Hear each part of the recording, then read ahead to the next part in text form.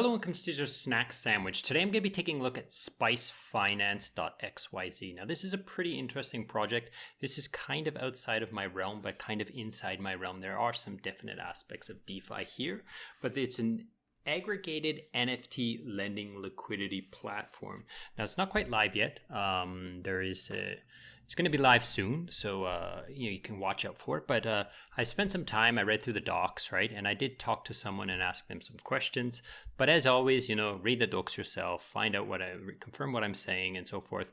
And, check out their Twitter and so forth and, follow them and do all that kind of stuff. I do have some whitelisting spots available. If you want to whitelist for their minting, then you can DM me directly through Telegram or Discord. Don't bother, asking in the description of this video because I won't see it there and I won't answer there. So I won't see it for many times. So anyhow, I do have a flowchart for you to explain to you how this system works as I understand it. And again, I'll preface that with I'm not an expert on NFT lending and borrowing, but what I did learn from reading the docs and asking some questions, I feel is enough to share with you. So let's swing over to the flowchart now. If you would like to support the channel, I would suggest you to check out the secretsandwich.xyz. It's the Secret Sandwich NFT project. You can come here, you can mint an NFT, or you can come and check out your NFTs.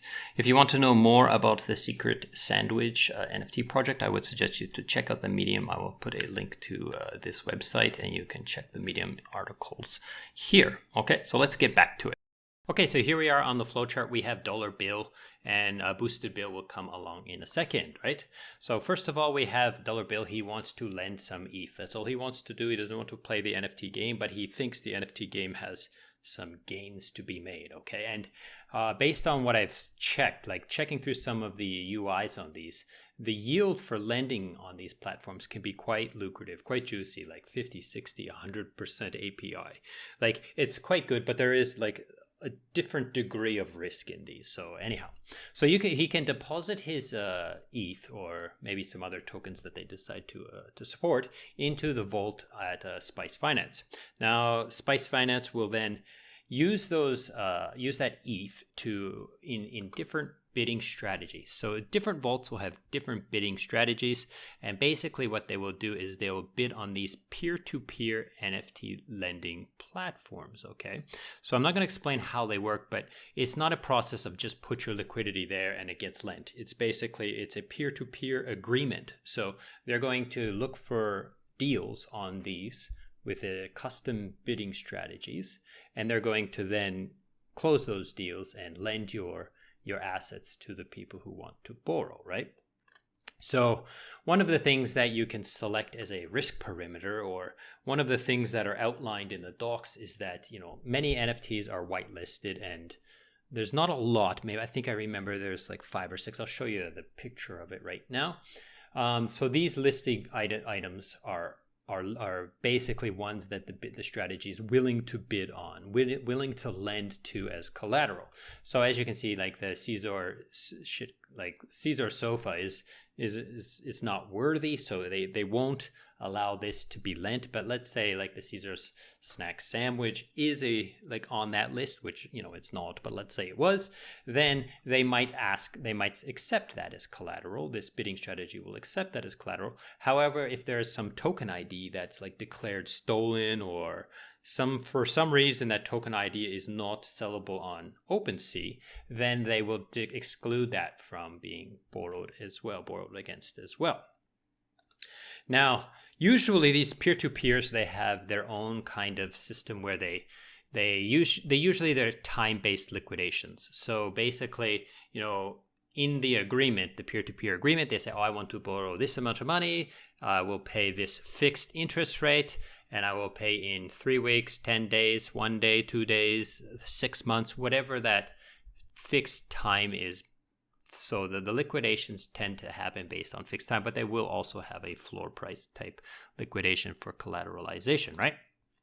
Now, because he deposits some assets into this vault, and because he's on the whitelist, he will get minted an NFT. So he has to deposit at least 0.08 ETH, and that 0.08 ETH is basically given to recoup the cost of like launching this project and paying for this art and so forth. And then the rest of it is deposited as ETH to be lent out. Okay, so you don't have to deposit 10 ETH, but let's say he deposits 10 ETH, he could deposit 1 ETH, or he could deposit 100 ETH or 50 ETH or 20 ETH or whatever he wants, but 0.08 of it will be taken by the team to recoup the losses or the costs of launching this project. So the rest of it will be lent out. So this, you can consider this 0.08 ETH the cost of minting this NFT. Now, this NFT is his share token.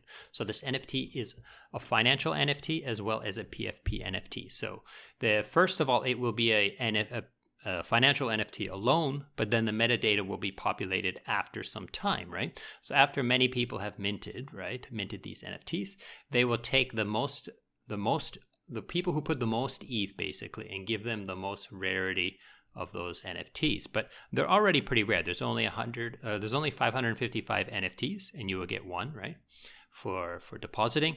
And what do the benefits of these NFTs have in this ecosystem is, first of all, they give you early access, right, because you're on the whitelist and you're deposited, so you're early access in that way. They give you access to some like gated community of SPICEfi, right?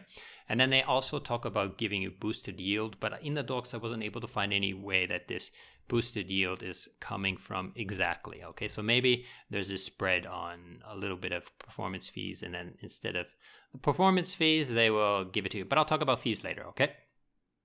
So along comes Boosted Bill, and he interacts with the protocol he likes best over here, one of these peer-to-peers, and he lists one of those Caesar's secret sandwiches, and he's like, oh, I want to borrow against this, and then this bids on it, and the deal is made, and he gets his ETH, right? Now, these NFT platforms have very low LTVs, so the collateral ratio is very high. You need to put up a lot of value in order to borrow a little bit of value.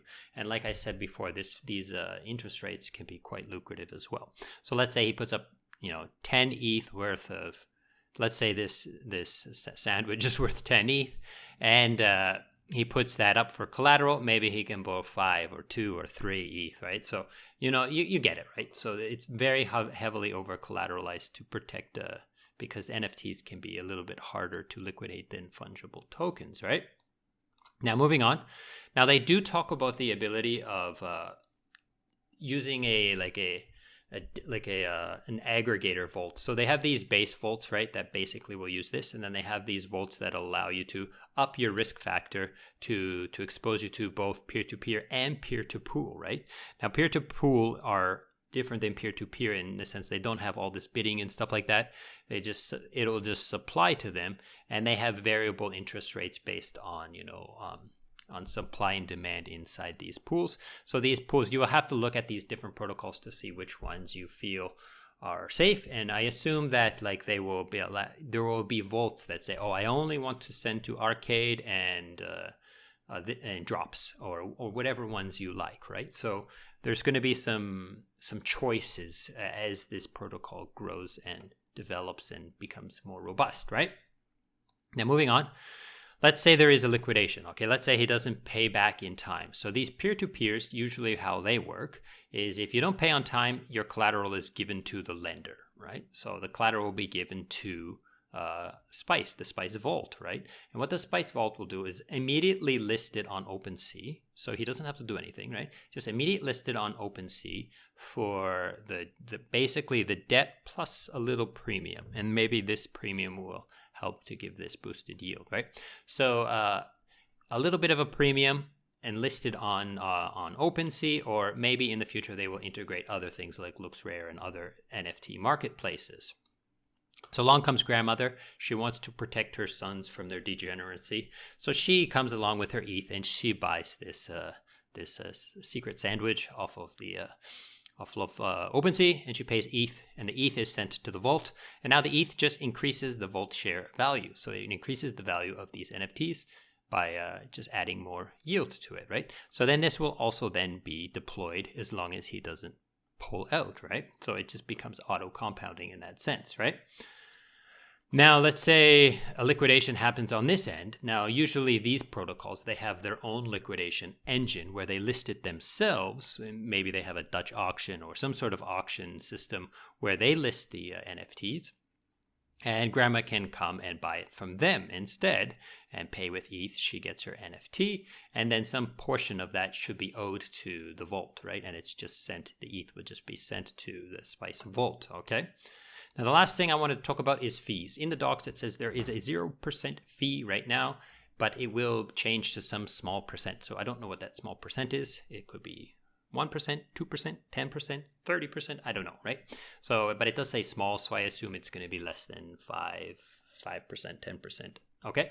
So now again, this might be like what I was talking about. This might be the fee that is used to boost these yield, or maybe they'll just fee share it with these, but there's no talk of fee sharing with the NFTs at all inside the docs.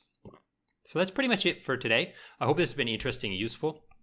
I enjoyed kind of learning a little bit about these different lending markets for NFTs, because this is outside my realm. I don't hold a lot of NFTs, so I haven't really explored the use cases of lending and borrowing versus NFTs and so forth. So that's pretty much it for today. Thank you so much for watching, and